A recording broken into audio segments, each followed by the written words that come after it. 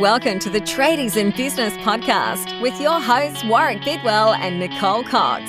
Divert your phone and grab a brew as Waz and Nic unpack tips, tales, secrets and stuff-ups from guests both inside and outside your trade, helping educate and inspire you to break the cycle of gut-busting and money stress and create a true trade business. G'day, Coxie. Good morning, Warwick. How are you this morning? I'm very well. I'm watching your little, it's like the voting worm on the elections. Oh, what do they call that thing? There's a name for it. I like it. The worm? Yeah, but it's got a special name. I just know it as the worm. Oh. And we're a bit worried because my worm's bigger than your worm. Your worm is enormous comparing to mine. Far out. Monday morning, we're straight into it. G'day, listeners. Waz and Nic coming at you. Tradies in Business podcast. Don't be fooled. This isn't some weird podcast that's hacked into the Tradies in Business podcast and replaced it with garbage. Well, we might be garbage, but it is us. Yeah, so we're doing things a little differently. This is the TradieRonaCast, episode 4. It's April 6. That's not confusing. We should match it up with the date. We might need to pump out another couple today. Yeah. So Monday, April 6th, we're deep into the Rona now. I think there'd be many people out there that would happily say they're drowning. They've drowned in the Rona. Oh, goodness. That and a bunch of Tim Tams and the rest of the bourbon they found at the back of the cupboard. I know, right? It's like you're on holiday. Like it's like Christmas or Easter already, I suppose, and you're kind of eating all the things that you shouldn't be eating. My children ate a lot over the weekend, but we did do something fun on Sunday. We can't go out anywhere, and one of our favourite things to do was to take the kids out once a month to lunch, generally at a pub. So we made a pub at home. How? What does that actually look like, a pub at home? So we made a sports bar. We had a pool table. We had jerseys lining the walls. We had 4X banners and signs everywhere, all homemade, of course.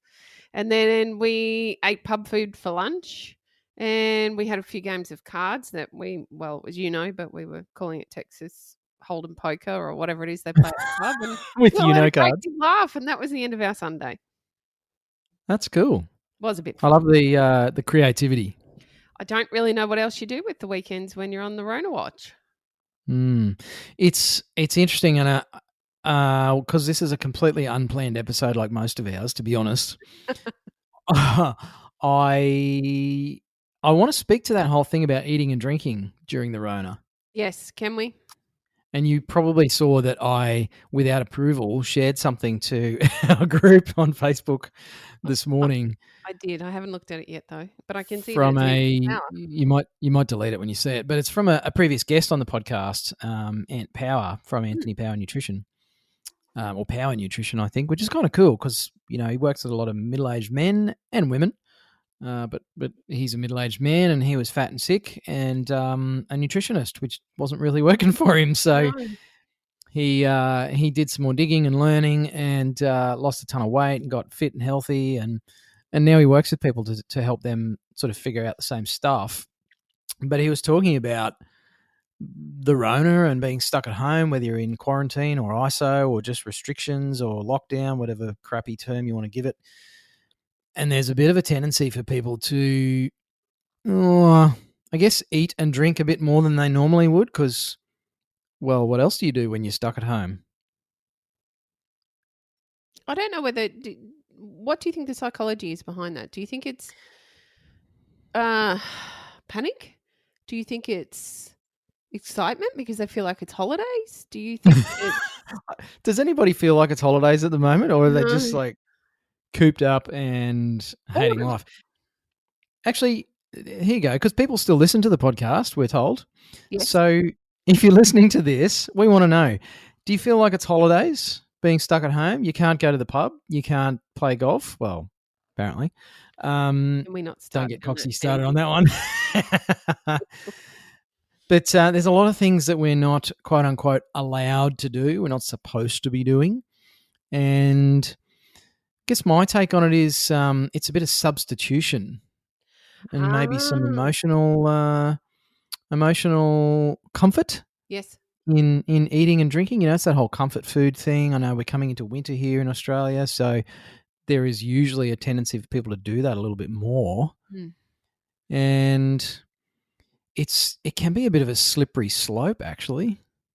It's an interesting thought, and it's easy to fall into the trap. And because we're home day after day after day, well, many of us are, not all of us, but many of us are, it very quickly changes and becomes a normal part of your day instead of something extraordinary. Yeah.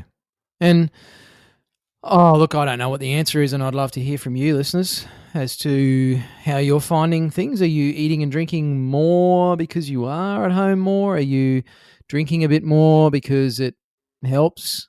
How are you feeling about all this? Or are you the other way? Have you gotten really motivated? It's like, oh, awesome, all the money I'm saving on gym fees has made you feel amazing. So you're actually working out in the garage. I don't know if any of the sports stores are still open, but I know Wifey and I went and spent some money on some dumbbells and kettlebell and a bit of gear for our garage before we left Queensland. So we've got our own little gym set up in the garage here. And, there's a few people that are probably excited to be able to not have to drive and take the bag and organise the kids. And it's actually probably a bit easier to do some of those things now. But, yeah, the eating and drinking thing, I know I've caught myself a little bit wishing for more chocolate in the cupboard, which we can't have because we're in quarantine and we're not allowed to leave the house, not even for groceries. So that's probably been good for me. I didn't know you even ate chocolate. Shh. 90% dark. Have we stumbled on one of your vices? Oh, yeah, I'm a chocolate and ice cream. If there's ice cream in the fridge, which there is never ice cream in the fridge because it's always in the freezer. No, I'm kidding. But if there's ice cream in the freezer, I need to exercise my levels of willpower to not just sit and eat the whole damn tub. Seriously, I would never have picked that of you. I think I heard Wifey chuckle from the other room because, of course, we're all working from home now, so she can hear everything I say. I know. Huh? Yeah, ice cream's my thing. It's my kryptonite. Oh, mine's chips. Oh, the gobbledoc. That is me. In a previous life, that's who I was. I'm sure I was born all hairy like the gobbledoc, and I just shed it over the years. Yeah, it's an interesting time, and I think Ant Power's advice was sound. And there's a lot of nutritionists and people sort of almost pleading with us to just be mindful of whether we reach for the packet of chips or the ice cream tub or the bourbon bottle or the wine or whatever it is a bit too often, because those things can actually, well, more than anything, they can actually compromise our immune system, which is more important now than ever before. And those sorts of foods make us a bit more tired and perhaps, contribute to lower mood and those sorts of things. We get the initial rush, but there's a lot of evidence to show that those foods can actually make it harder to stay positive and focused and deal with the screaming kids and all the other stuff going on. So just a time to be watchful, I think. I think it's a bit psychosomatic in that we forget. Well, I'll speak from a female's point of view. Well, my point of view. We'll just make my point of view. Just yours. Then it's safe. I won't get in trouble.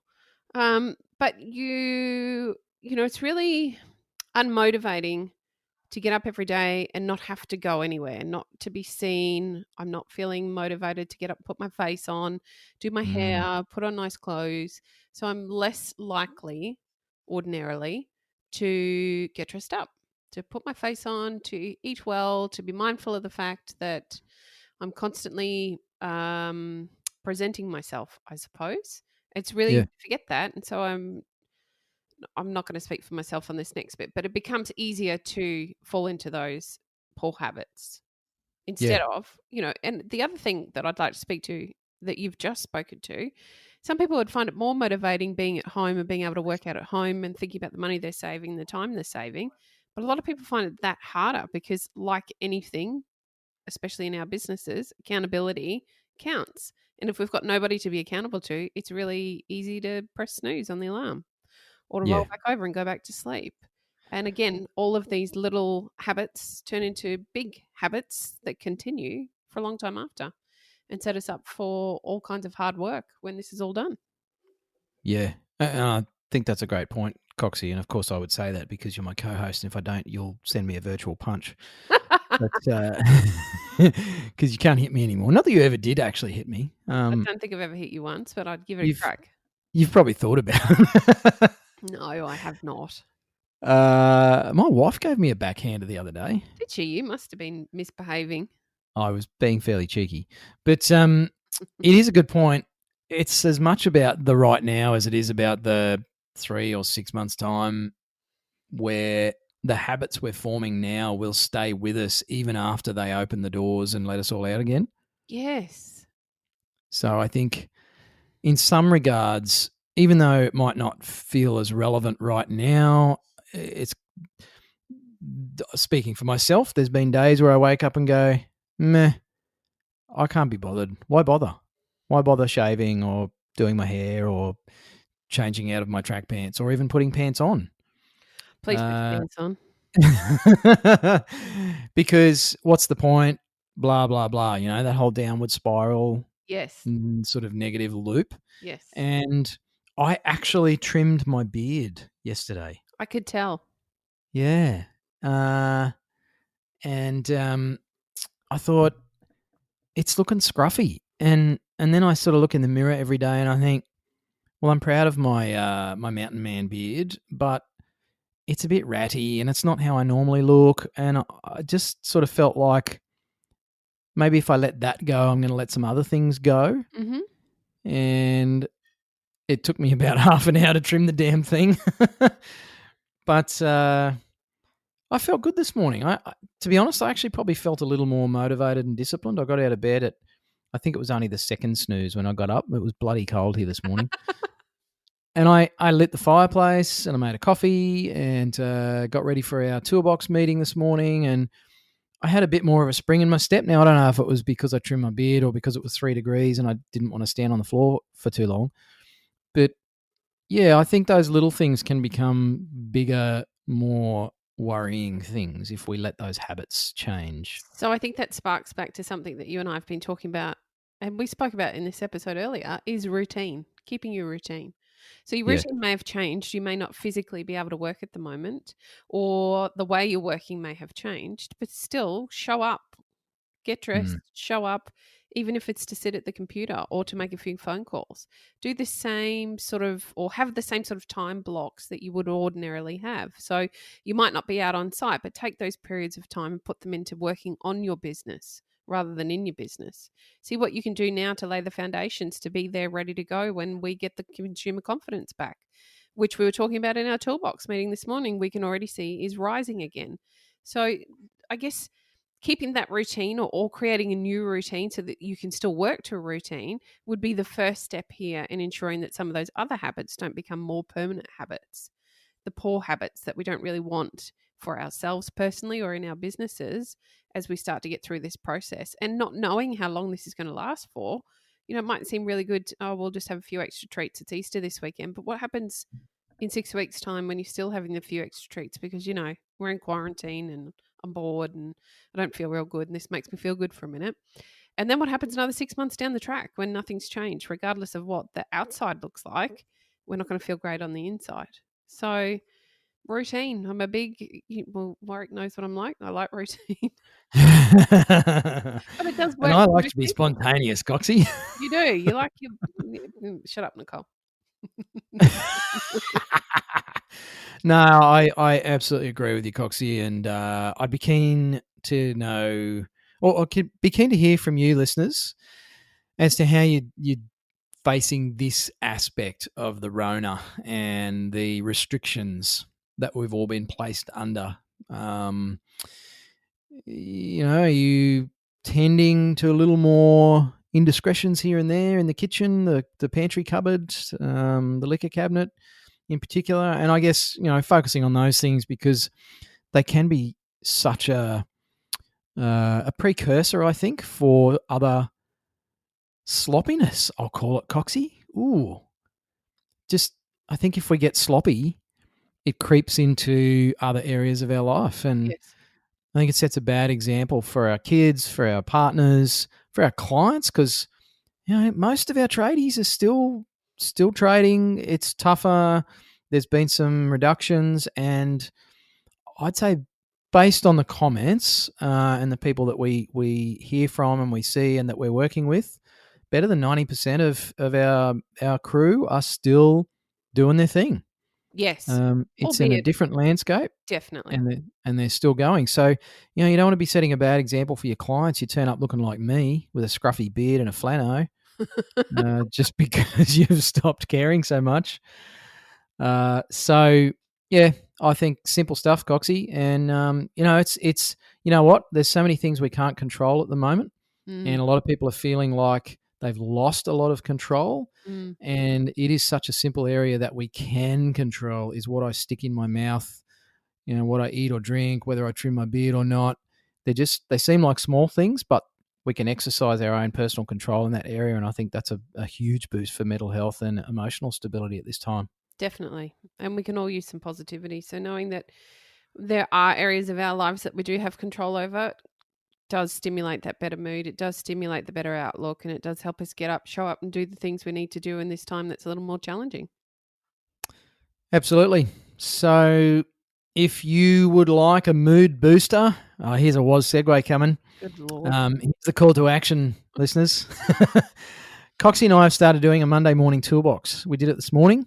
It's a Facebook Live streamed via the Trade Desk for our members, which is still free, Coxie.